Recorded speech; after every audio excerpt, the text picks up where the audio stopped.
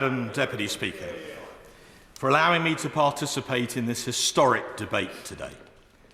Thanks to this agreement, on New Year's Eve, we will finally leave the European Union forever. So perhaps Big Ben will bong for Brexit after all. Nigel Farage memorably said last week, "The war is over."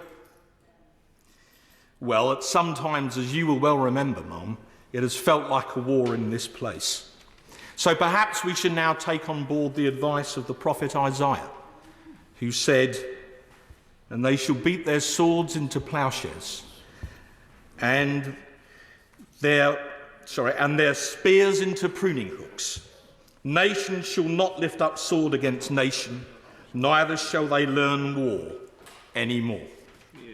In that case, perhaps I and my Spartan friends should now lower our spears too, but perhaps keep them to hand, just in case one day someone, perhaps the leader of the opposition, should try and take us back in.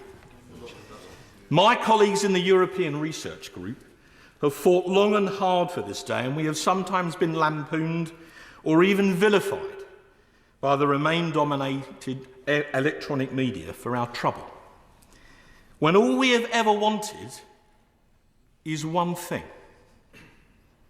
to live in a free country that elects its own government and makes its own laws here in Parliament and then lives under them in peace. Well, now, thanks to the Prime Minister, who kept his word to the country and got Brexit done, who did exactly what it said on the tin, as our Star Chamber has verified, we can do that. So what I call the battle for Brexit is now over. We won. But I suspect the battle for the Union is now about to begin. We're about to write a new chapter in what Sir Winston Churchill called our island story.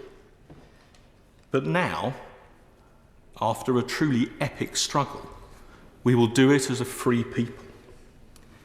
Despite all the brickbats we have endured for years, and I think particularly of my friend, the member for Stone, it was always worth the fight. Now, Deputy Speaker, Mel Gibson once made a very entertaining film. But this is Cry Freedom for real. And now, finally, it's true.